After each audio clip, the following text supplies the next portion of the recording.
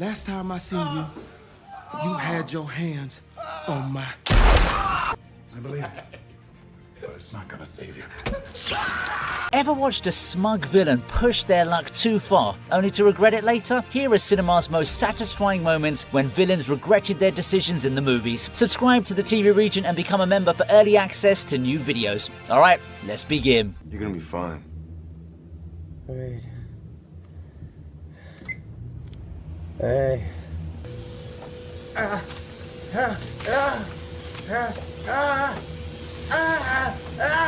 Bro, you know you messed up on a cosmic level when you seek shelter in the exact house of the parents whose daughter you just left for dead.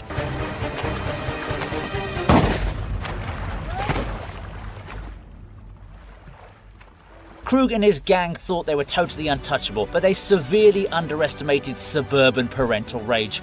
The parents go full-on John Wick mode, delivering merciless justice that makes you wince and cheer at the exact same time.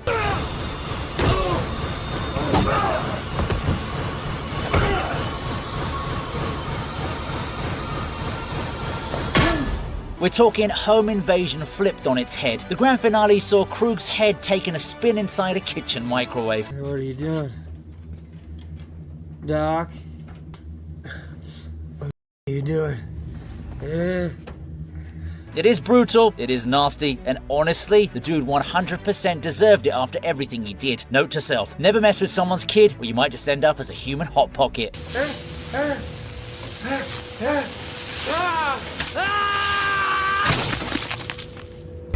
I'm sorry, I'm really sorry for the girl. It was just business. You know, I'm a professional. That's what everybody keeps saying. I'm just a professional. Everybody keeps saying that to me. I'm just a professional. I'm just a professional. Kidnapping young Peter was literally the worst mistake this cartel ever made because they clearly didn't realize John Creasy was the guy who you sent to kill the boogeyman. Denzel Washington goes on an absolute warpath and it's glorious to watch. The absolute peak of this revenge tour is when he interrogates the cartel's bomb maker. What are you going to do now? What am I gonna do? I'm gonna leave. I gotta go. Go? Yeah, I got... Okay, come on. What about me? Instead of just punching the guy like a basic action hero, Creasy gets super creative and introduces him to a highly uncomfortable suppository bomb. This, look at me. Pencil detonator. Timer. Used as a receiver, transmitter. C4. Highly explosive. That's what you have in your ass right now. Don't move. Don't move. Don't move. Talk about explosive karma. Am I right? It's dark, it's twisted, and it's the ultimate cinematic lesson in why you don't poke the bear, ever. If Creasy promises to kill everyone involved, you better believe he's going to deliver on that promise. Last wish, please. Last wish. I wish you had more time.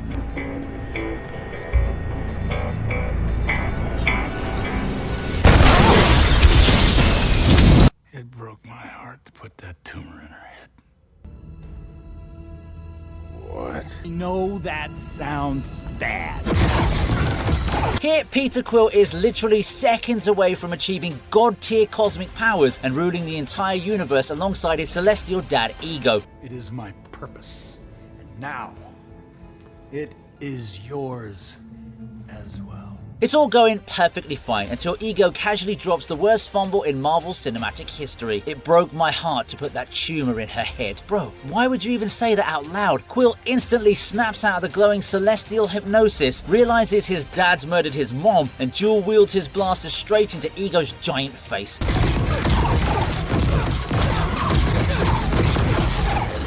There's absolute zero hesitation. You don't mess with a guy's retro Walkman, and you definitely don't mess with his mom. Star-Lord trading infinite cosmic power just to blast his toxic dad is a top-tier superhero flex, and Ego's eventual fate after this fight was pretty satisfying. You are a god. If you kill me, you'll be just like everybody else. What's so wrong with that? No! You are my creator. No, Charles! Sebastian Shaw really thought he was playing 4D chess when he murdered Eric Lenscher's mother just to unlock his mutant abilities.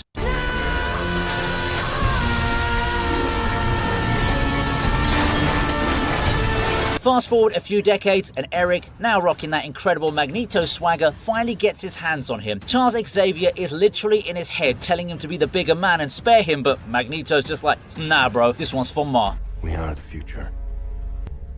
But unfortunately, you killed my mother. He takes the exact same Nazi coin Shaw gave him as a kid and slowly, agonizingly pushes it straight through Shaw's brain while he's frozen in time. This is what we're going to do. No. Please, Eric, no. I'm going to count to 3, and I'm going to move the coin. It's cold-blooded, deeply petty, and arguably the most satisfying mutant kill we've ever seen on the big screen. Shaw created a monster, and that monster came back decades later to make him pay the price.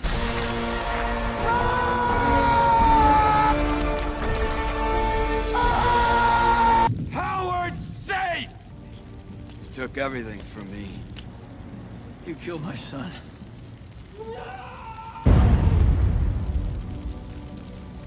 Both of them. It's funny seeing a Punisher that isn't John Bernthal, hey? Howard Saint thought he was a tough guy mafia boss when he ordered a massive hit on Frank Castle's entire extended family at a family reunion. But big mistake, bro. Actually, scratch that. Huge mistake. Run, honey!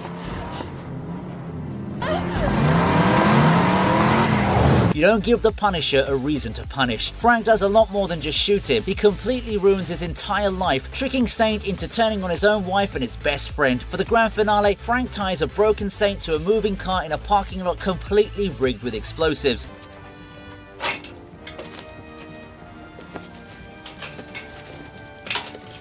As Saint is dragged to his fiery doom, the massive explosions form the iconic flaming Punisher skull from above. Now that's some heavy theatrical payback, dude. Saint played a stupid game and won the battle's absolute stupidest prize. Also, here's a standard reminder to subscribe to the channel and become a member for exclusive perks. I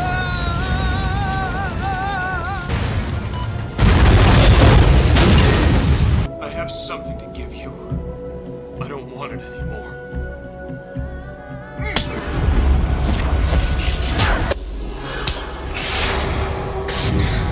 Imagine getting murdered, literally crawling out of your own rainy grave, putting on some sick gothic face paint and hunting down the street thugs who killed you and your fiancé. Department of Housing. Code violations? Safety hazard? Place looks fine to me.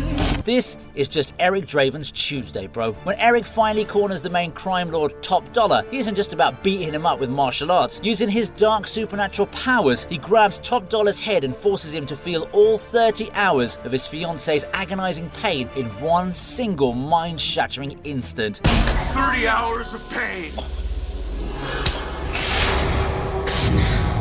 All at once.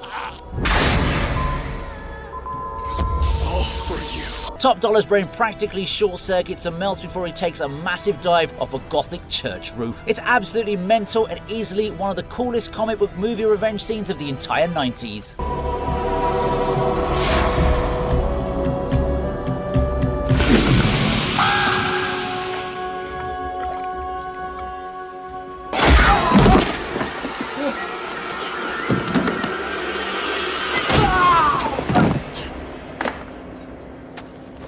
Sydney Prescott has had a ridiculously rough week. Her boyfriend Billy and his goofy buddy Stu reveal they're actually the Ghostface killers who murdered her mom and all her friends. Corn syrup. Same stuff they use for pig's blood in Carrie.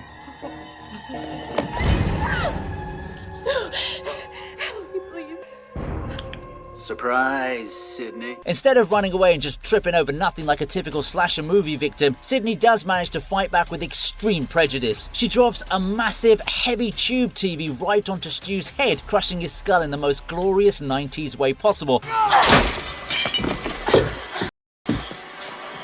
In your dreams. And this is before delivering a final, incredibly satisfying headshot to Billy. She does it just in case he tries to pull that classic horror movie final jump scare nonsense. Final Girl energy is at its absolute peak right here. Don't try to make a real life scary movie without Sydney around. Say hello to your mother.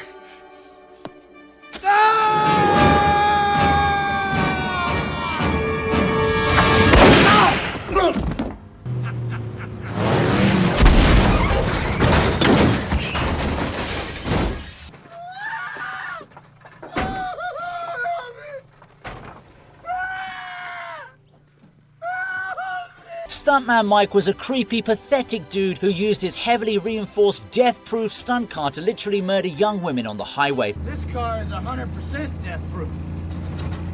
Only to get the benefit of it, honey, you really need to be sitting in my seat.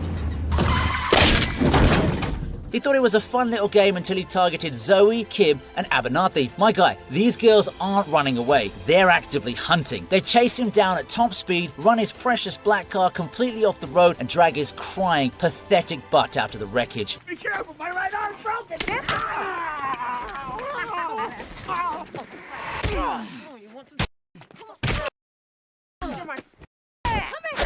What follows is one of the most glorious, unadulterated street beatdowns in cinema history. They stomp him into an absolute bloody pulp, and honestly, we loved every single second of it. That's exactly what you get for playing bumper cars with the wrong stunt crew.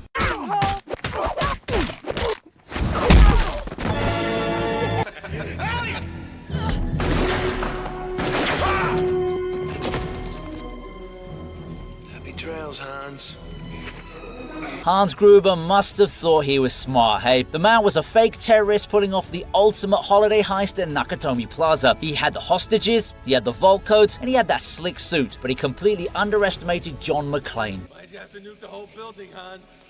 Well, when you steal $600, you can't just disappear. When you steal 600 million, they will find you unless they think you're already dead. A badass cop with no shoes and a serious attitude problem. During the final showdown, Hans has the wife held at gunpoint. McClane plays it cool, pretending to surrender while hiding a service pistol taped to his sweaty back. He pulls it out and shoots Hans, sending him stumbling backwards through the shattered window. Hans dangles by a watch, looking absolutely shocked that his genius master plan was ruined by a guy in a dirty tank top. Then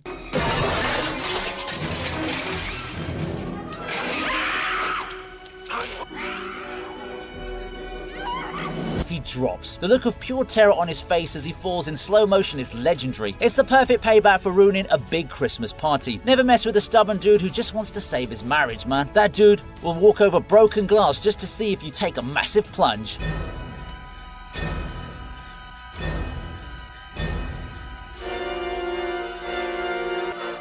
That's not a hostage.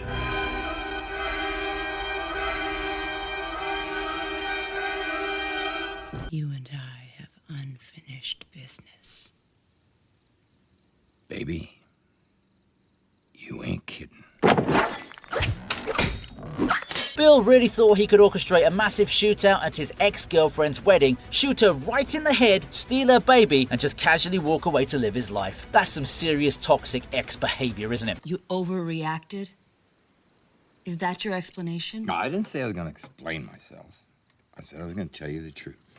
But Beatrix Kiddo literally slashes her way through his entire squad of elite assassins just to get to him. The final showdown isn't even a massive sword fight. She just calmly hits him with the legendary, mythical 5-point palm exploding heart technique.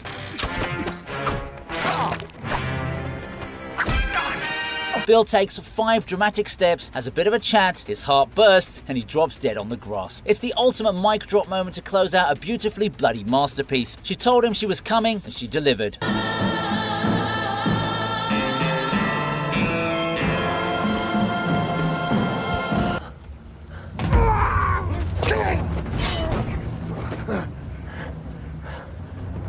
Hugh Glass gets brutally mauled by a massive grizzly bear, and instead of helping him, Fitzgerald murders Glass's innocent son and leaves Glass in a shallow dirt nap to die. Yeah, he totally regrets that decision. Fueled by pure unadulterated dad rage and a refusal to quit, Glass literally crawls out of his own grave. He survives the freezing, brutal wilderness just to hunt this selfish dude down.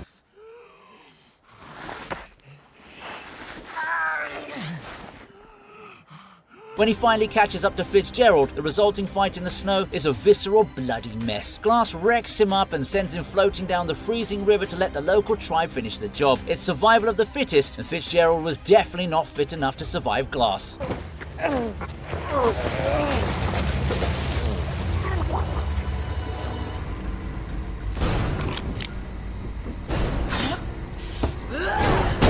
Immortan Joe was a totally unhinged wasteland dictator who treated people like literal property and completely ruined Furiosa's entire life. He thought he was completely untouchable, riding behind his creepy breathing mask and his massive army of war boys.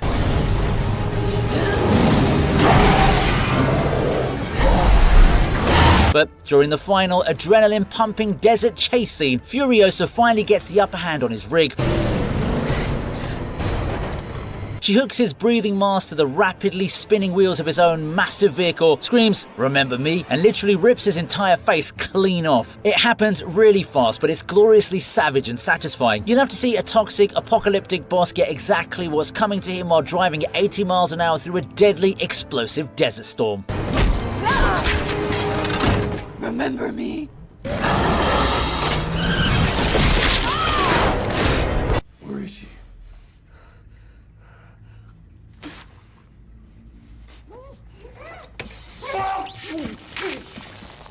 When arrogant human traffickers kidnapped Brian Mills' daughter in Paris, he literally warned them on the phone that he had a very particular set of skills. I think they're...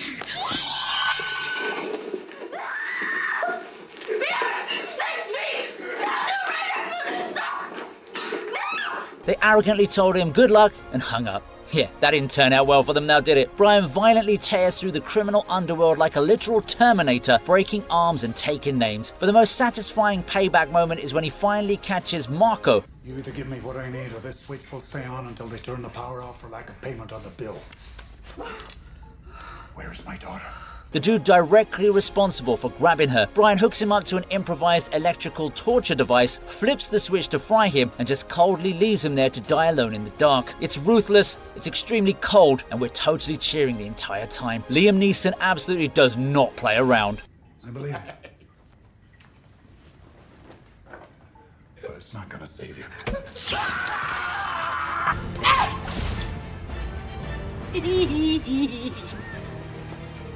Not my daughter, you... Beatrix Lestrange was the absolute worst villain in the wizarding world. She killed Sirius Black, tortured Hermione, and was just an all-round unhinged menace laughing at everyone's pain. During the chaotic Battle of Hogwarts, she fires a deadly killing curse that barely misses young Ginny Weasley.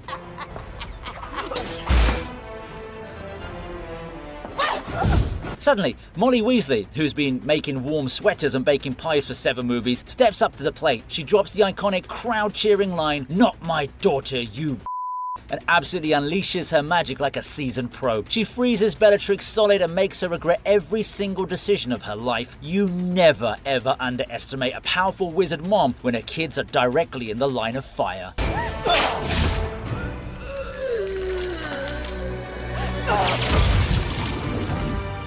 Killed those people on that balcony. The goblin killed. I had nothing to do with it. Don't let him take me again. I beg you.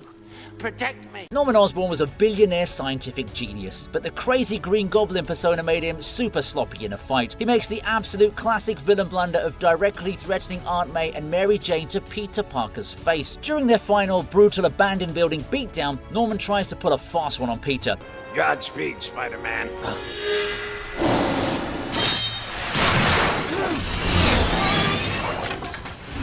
Oh.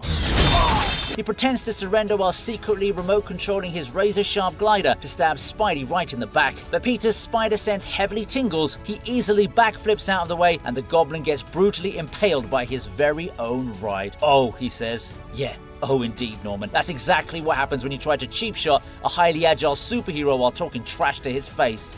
Don't tell Harry. As you wish, Your Majesty.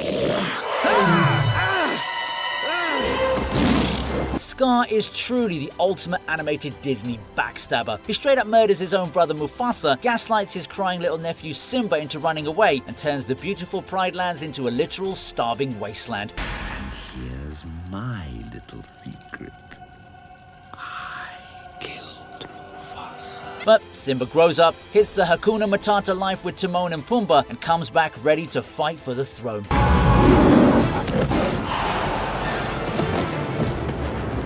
Simba beats him down in a fiery, epic brawl and gets a full public confession out of him. But the absolute best part? Scar tries to blame everything on his loyal hyenas. It's the hyenas who are the real enemy. It was their fault. It was their idea. And when he survives his big fall, those same hungry hyenas are waiting right there for him. Talk about getting eaten alive by your very own lies and terrible management skills. Ah, my friends. Friends? I thought he said we were the enemy. No, you don't understand. No, I didn't mean. No. Just a bit sooner than y'all was expecting.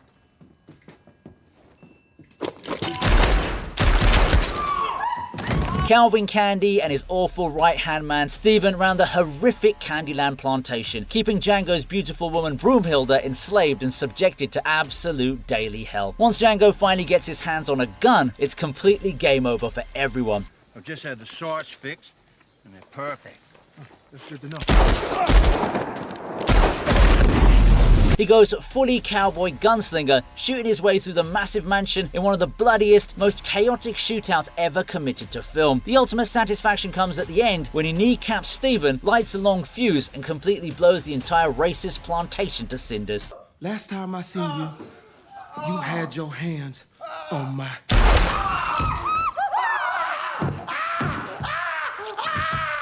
He does all of this while looking dapper as heck in his fancy attire. It's Tarantino historical vengeance at its absolute finest, and it's so ridiculously satisfying. Django! You uppity son of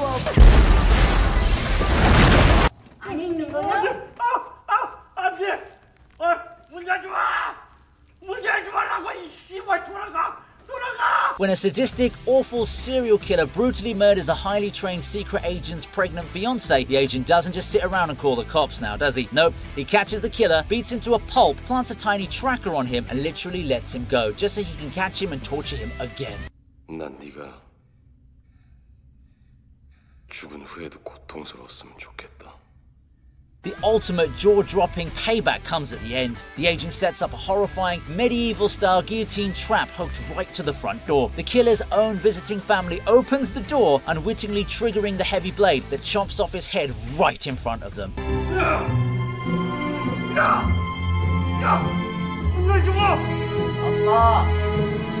It's incredibly twisted, super dark, and deeply messed up on every single level.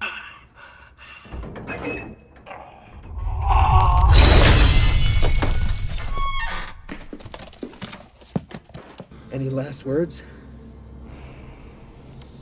What's my name? Who cares?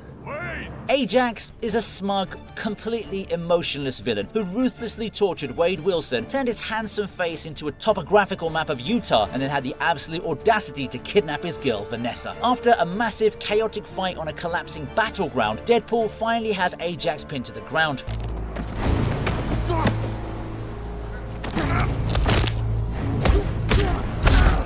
Colossus steps in and starts giving this incredibly long, boring, self-righteous X-Men speech about being a true superhero and sparing your fallen enemies. 4 or 5 moments, that's all it takes to be a hero. Deadpool just gets super bored, points his Desert Eagle and casually blows Ajax's brains right out in the middle of the speech. The way the world sees us. The way we... You know, sometimes you just don't have the patience for the superhero high road, especially when the bad guy ruined your face and took your girl. Why? You were droning on.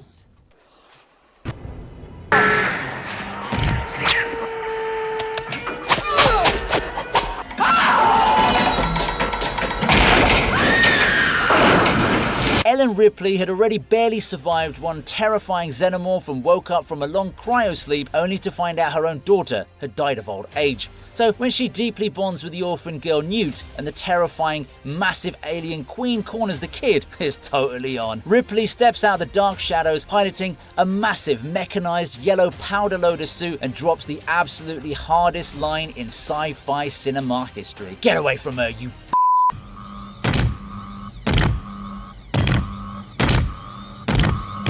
Get away from her. They violently brawl like heavyweights in a futuristic boxing match before Ripley smartly tosses that ugly, screeching bug straight out of the airlock and into cold space. It's absolute sci-fi cinema perfection, my friends. Ripley is the undisputed GOAT.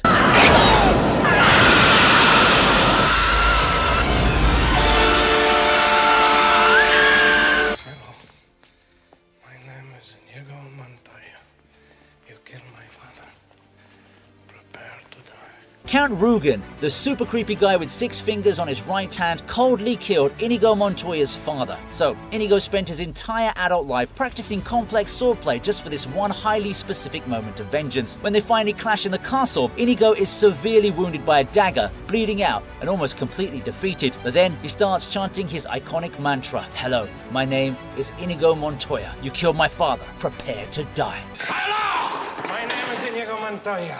You killed my father. Prepare to die. With every single step, he gets faster, stronger, and more furious, repeatedly stabbing the terrified Count before delivering the final, fatal blow to avenge his dad. You killed my father. Prepare to die. Now! Offer me money. Yes. Power to promise me that. All that I have and more. Please. It's literally the absolute gold standard of movie revenge quests. You really gotta love that lifelong dedication. I want my father back, you son of a bitch. Ugh.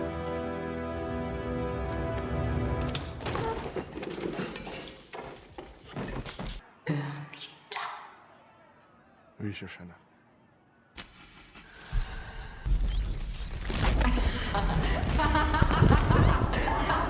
Colonel Hans Landa and his ruthless regime slaughtered Shosanna Dreyfus's entire family, leaving her to tragically hide in plain sight under a fake name. Years later, she miraculously finds herself hosting the entire high command at her fancy Parisian movie theatre. She goes on to lock the heavy front doors, and she carefully makes a massive pile of highly flammable vintage film reels, after which she sets the whole place ablaze.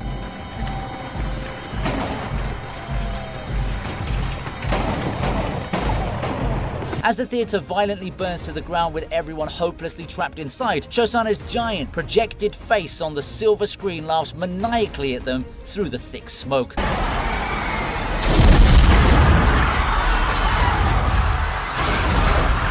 It is deeply poetic, visually terrifying, and easily one of the most satisfying historical payback scenes ever put on film by Quentin Tarantino. My name is Shosanna Dreyfus, and this is the face of Jewish. Hope you liked the video. Please subscribe to the TV Regent and become a member for early access to new videos.